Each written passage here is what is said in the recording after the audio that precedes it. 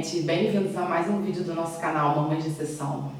Bom, no vídeo de hoje resolvi falar sobre algumas situações ou algumas práticas que a gente tem nesse processo educacional dos nossos filhos. Mas será que essas práticas que a gente faz, essas atitudes que a gente tem, elas adiantam ou elas não adiantam?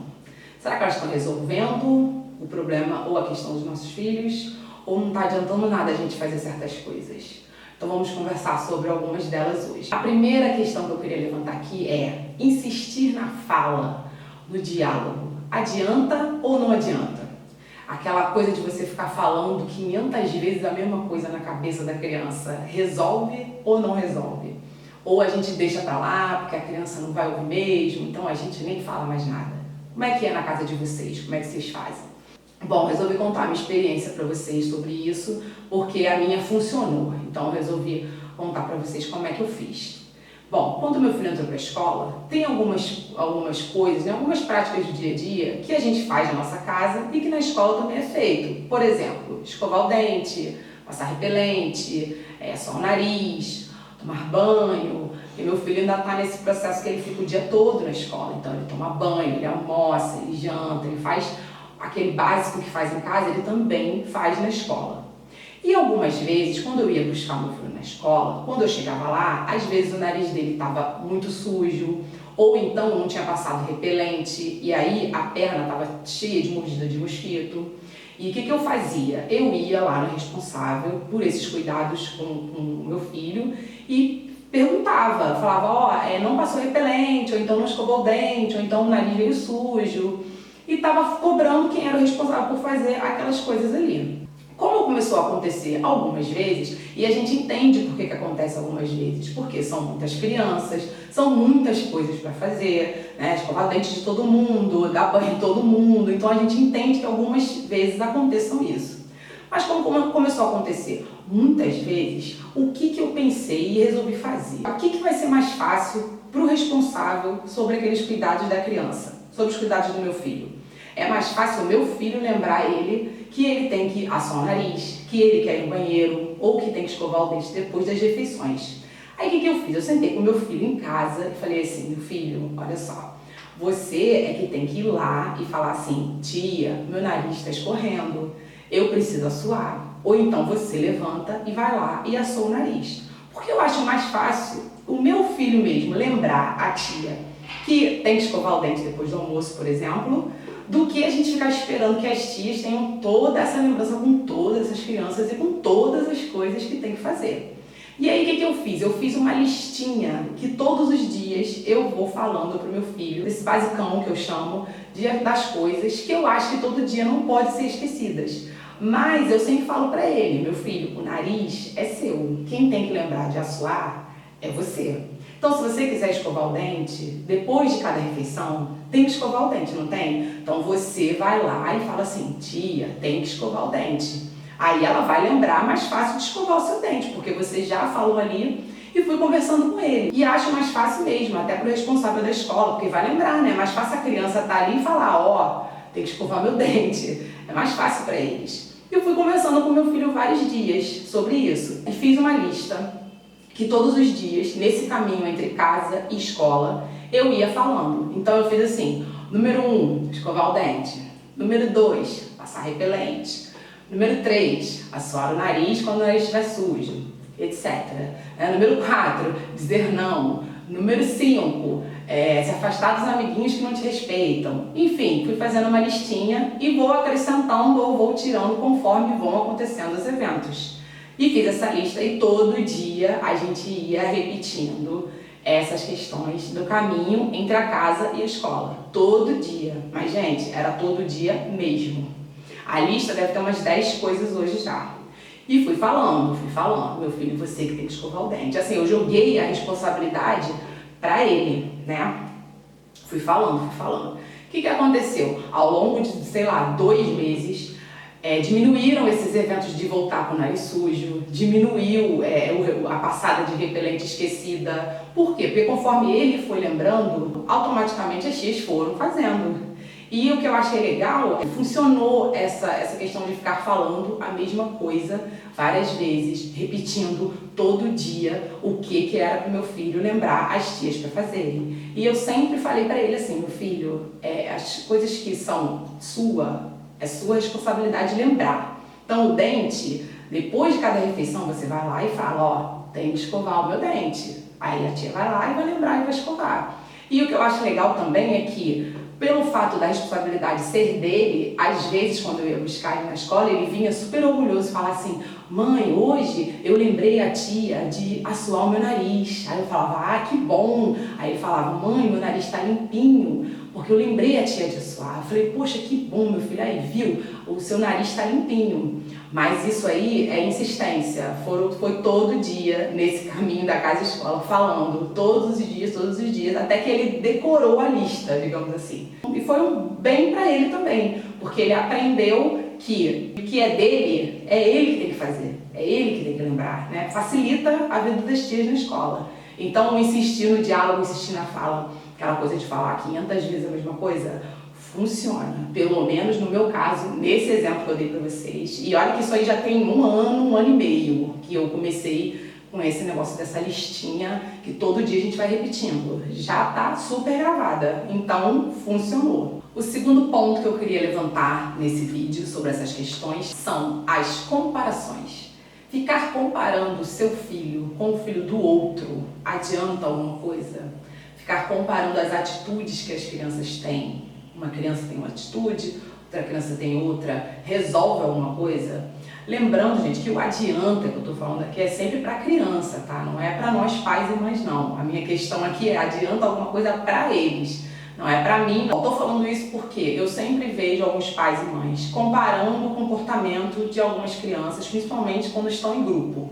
Exemplo, às vezes tem um monte de criança quietinha, aí se tem uma criança chorando, eu percebo que os pais e as mães falam assim, olha, tá vendo? Tá todo mundo quietinho e você tá chorando, só você tá chorando. Ou então, tá todo mundo comportado. Se tem uma criança que não está se comportando da forma que deve ser ou da forma que o adulto acha melhor, aí existe essa fala, olha, tá todo mundo quietinho, só você tá se comportando mal. Ou então aquela coisa assim, olha, tá todo mundo olhando você chorar, tá todo mundo olhando você fazer alguma coisa que o pai e a mãe não tá concordando que a criança faça naquele momento. Então, eu acho essa questão de ficar comparando muito complicada. Por quê? Porque eu entendo assim, quando a criança tá chorando, vou dar o exemplo do chorar. Se a criança tá chorando e tá todo mundo, e as outras crianças não estão chorando, não sei se é legal a gente dar essa justificativa assim, ó, você tem que parar de chorar porque não tem ninguém chorando. Eu entendo que se a criança está chorando, ela tem que parar de chorar, mas por algum motivo. Não porque os outros não estão chorando. Até porque ela tem as questões dela, ela deve estar chorando por algum motivo. Não porque as outras pessoas não estão. Então, eu acho que esse tipo de justificativa é muito complicado. Até porque, quando a gente cresce, a gente não fica ouvindo assim, você não tem que se importar com o que o outro pensa de você, né? Você tem que levar a sua vida do jeito que você quer. Se você tiver com vontade de chorar, você chora mesmo. Se você tiver com vontade de desabafar, você desabafa. Não se importe com o julgamento do outro, não deixe que isso atinja a sua vida. Quando a gente cresce, a gente não escuta que é mais ou menos assim, ou que é melhor a gente levar a vida dessa forma. Mas como é que a gente vai ensinar isso aos nossos filhos se a gente está o tempo todo comparando o comportamento dele com outra criança e dizendo que ele tem que parar de fazer alguma coisa ou que ele deve fazer alguma coisa porque os outros estão olhando, estão julgando ou não estão fazendo? Então, acho complicado esse tipo de justificativa. Eu acho que não adianta ficar comparando. E na condição de filho também, eu me lembro, porque na minha casa também acontecia isso, e eu também não achava muito legal. Por quê? Eu lembro dos meus pais ficarem falando assim, mas o filho de fulano tá na faculdade, o filho de ciclano casou, tipo assim, comparando a vida dos filhos dos amigos, a vida que eles tinham, o que eles tinham conseguido com a minha vida. E eu lembro que eu não me sentia bem com esse tipo de comparação. Até porque essa comparação, vocês que foram adolescentes há pouco tempo, devem lembrar. Essa comparação é sempre quando o pai e a mãe acham que o filho do outro é melhor do que você. Então é sempre naquele sentido assim, o filho de fulano, a filha de fulano já casou. Eu, como mulher, né? A filha de fulano já casou e a minha filha tá aqui, ó, nada. Então esse tipo de comparação, ela não é legal. Eu lembro que eu não me sentia bem. E outra coisa, cada um tem sua vida, né? A gente não cresce depois, assim, pensando assim, cada um tem sua vida, cada um segue o seu caminho. Então eu acho que a comparação, até porque eu me lembro, na posição de filho, eu ficava muito triste com isso. Então não é uma coisa legal. E é sempre pro ruim, né? Sempre que o filho não tá bom e o filho do outro é sempre melhor do que o seu. Eu acho que isso aí não adianta nada. Na verdade, nós como filhos, eu me lembrando da minha posição de filha, era muito chateada de ouvir isso aí. E outra coisa também que eu queria levantar aqui é, quando a gente é mãe, né, tem algumas situações onde eu também já percebi isso, que, por exemplo, a mãe do outro é sempre mais legal. Vocês já ouviram essa frase de alguns filhos, de alguns amigos ou algumas amigas? Então, assim, a gente como mãe, a gente também gosta de ouvir isso, que a mãe do outro é sempre mais legal, que a casa do outro é sempre mais divertida. A gente também não se sente bem, né? Se achar que a mãe do outro é sempre mais legal, né? Acho que cada um tem a sua vida, cada um tem sua criação, cada um tem sua casa. Eu não acho legal ficar comparando, principalmente ensinando a criança que ela tem que fazer alguma coisa porque outras pessoas não estão, ou porque outras pessoas estão fazendo. E quando a gente cresce, a gente também não está bem com esse tipo de comparação. Estou falando porque eu me lembro de como eu me sentia. Então, não acho legal a comparação. Eu acho que realmente também não adianta. Eu faço questão sempre de dar um motivo real para o meu filho de por que eu quero que ele pare de fazer alguma coisa, ou porque eu não acho bom, ou porque eu acho bom para ele. Mas nunca assim, não, você não pode fazer isso porque o outro não faz. Você não pode, ou você pode fazer aquilo porque o outro faz. Eu acho, sinceramente, que não adianta. E ameaçar? Adianta ficar ameaçando a criança se você vai fazer ou se você não vai fazer alguma coisa? Será que adianta alguma coisa? Bom, eu acho que ameaçar só adianta se você for cumprir aquilo ali que você está falando que você vai fazer, né? Então, vou dar um exemplo que aconteceu comigo de uma situação que eu permiti, aí ameacei, não cumpri a ameaça e tive que resolver de outra forma.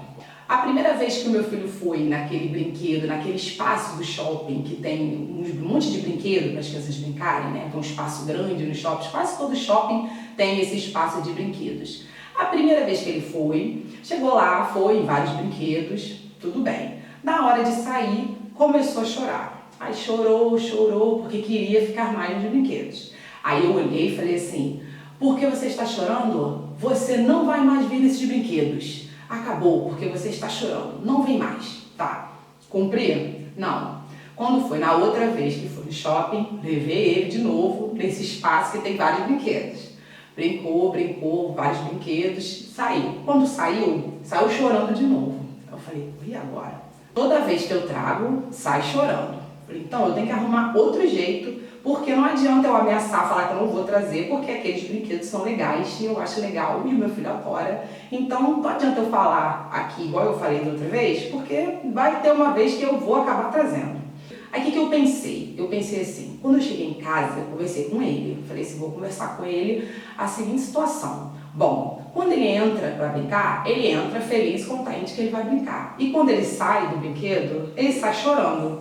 Aí eu olhei para ele e falei assim, meu filho, olha só, se você está saindo chorando daqueles brinquedos ali, é porque aquele brinquedo, porque aquele momento não está te fazendo bem. Porque se você entra feliz e você sai chorando dos brinquedos, você está ficando triste. E a mamãe não quer que você fique triste com as coisas. Então, por que você está saindo chorando do brinquedo se você já brincou? Você tem que entender que tem um momento para você brincar. Então, se você está saindo chorando, é porque o brinquedo não está te fazendo bem. Aquele espaço legal, que tem um monte de brinquedo, não está te fazendo bem, meu filho. Porque você está saindo triste. O que está acontecendo? Aí ele foi, conversou comigo, aí eu conversei. Falei, quando a gente for, tem um limite, tem um espaço, tem um tempo que você pode brincar. E uma quantidade.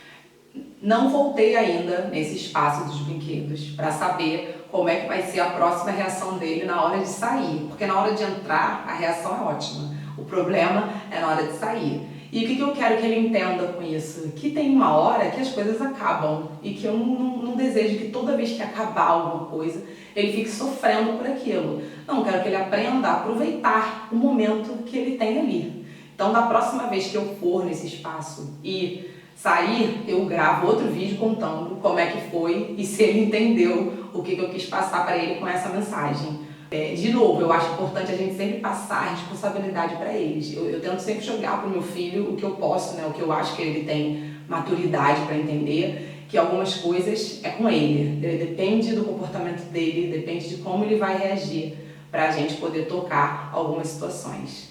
Bom, então essas eram as questões que eu queria levantar hoje para saber se adianta ou se não adianta. Me contem na casa de vocês o que vocês acham, algumas coisas que vocês resolveram, algumas situações que não adiantaram nada. Colocar de castigo adianta? Me conta aí quem já colocou de castigo, resolveu? Esse era o recado do vídeo de hoje. Obrigada, comentem aí, principalmente quem tem filho maior, já vai me dizendo o que adianta e o que não adianta. Que aí não adianta, eu nem me dou o trabalho de fazer. Me contem aí.